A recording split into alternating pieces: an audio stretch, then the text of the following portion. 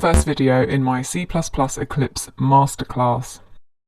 This first video is nice and short, and it covers the basic setup that you'll need to follow along in the other lessons. Let's get started. We're going to do two things in this video. First of all, set up sudo, and secondly, install Eclipse. Sudo allows us to run administrative commands under our own username. It's really good practice to get used to running commands as a normal user on your Linux machine and only using root when necessary. Even if you're the only person that uses the machine, it's still a good idea. It helps provide you with an awareness of what a normal user's boundaries are too, which is great experience for when you might be in a corporate environment that uses Linux either as a normal user or as a super user. We also need to set up sudo so we can run the install command for Eclipse. We're actually going to install the Eclipse CDT package, which stands for Eclipse C++ Development Toolkit. Eclipse started out as an IDE for Java, but it is an excellent and not to mention free IDE for C and C++ development.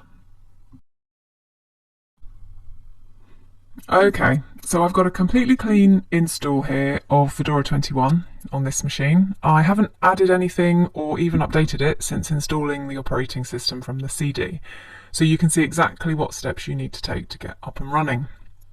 This system has two users, a root user with the username root and a normal user with the username Faye. You should obviously use your username in place of mine for these commands. The first thing we're going to do is open up a terminal and add our normal user, Faye, to the wheel group. This will allow us to use sudo to run commands that require root privileges. Okay, so click on Activities and then type TER into the search box to bring up terminal. Press return and we're in our terminal window. We need to log in as root initially, and we're never going to do this again. If this were a business, the system administrator would do this part for you.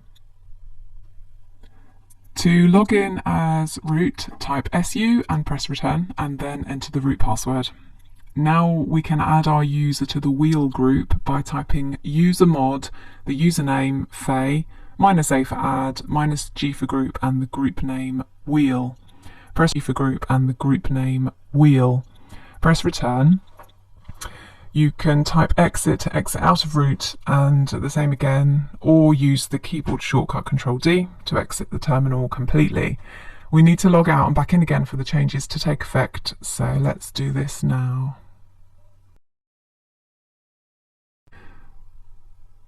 Right, we're logged in again, so let's bring up the terminal window and see if sudo now works. I'm logged in as Faye, and we can see that by using the command who am I, it returns Faye, which is great. Now let's try sudo who am I. First of all, we get our little lecture that basically tells us to be careful when running commands as root. We're prompted to enter our password, which is our own personal password, not the root user password, and the command returns root. Great, we're all set up and ready to move on. Before we install Eclipse, I want to do an update for any bug fixes and library releases that have come out since version 21 was released. There are usually plenty of these on a new install, and it takes some time to run, but it's good to have the latest fixes on your machine, so let's do that now. Type sudo yum update, enter your password and press return. Now, as long as you're connected to the internet, yum will go off and fetch all the updates needed. There might be a lot of these and it can take some time to run, so I'm going to use the power of technology now to skip to the end. Right, my update is complete, so now we're all ready to install Eclipse. We're going to use yum again to install the package, so type sudo yum install eclipse-cdt and press return. Oh, I've got the sudo lecture again. Not sure why, you should see that only once. Anyway, enter your password and yum goes off to get the relevant package.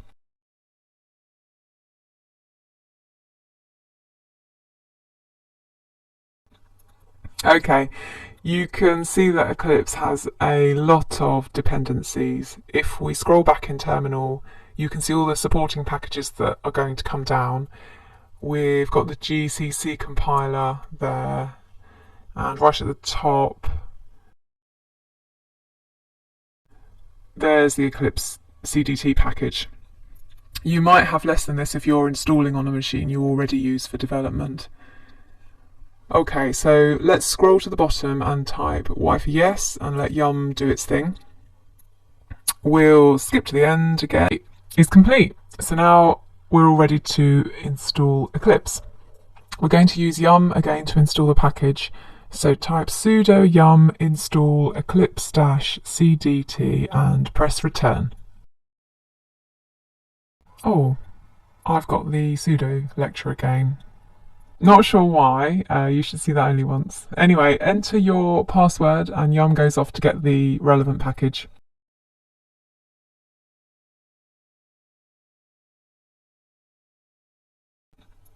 Okay, you can see that Eclipse has a lot of dependencies. If we scroll back in terminal, you can see all the supporting packages that are going to come down. We've got the GCC compiler there, and right at the top there's the Eclipse CDT package. You might have less than this if you're installing on a machine you already use for development. Okay, so let's scroll to the bottom and type Y for yes and let Yum do its thing. We'll skip to the end again and type exit to close our terminal window. Right, let's take a look at Eclipse. Go to Activities and type ECL in the search window. You'll see two icons appear here. This first one, which you can't quite see but it's called Eclipse C++ Debugger, is a new item that comes with Eclipse Luna. We won't be using this at all. It's still in its early stages and we will be debugging with the very stable and powerful GDB debugger, which integrates nicely into the Eclipse front end, so ignore that one. The other icon is the one you want, which is just called Eclipse. Let's click on that and open it up. Here's the splash screen for Eclipse Luna, which has a nice new look. Luna was released in June 2014 and will be superseded by Eclipse Mars in June this year, 2015. The first thing you see when you open Eclipse for the first time is this workspace launcher dialog. It's asking us where we want to store our Eclipse project files. The default, which is a directory called Workspace under your home directory, is absolutely fine. You shouldn't need to change this.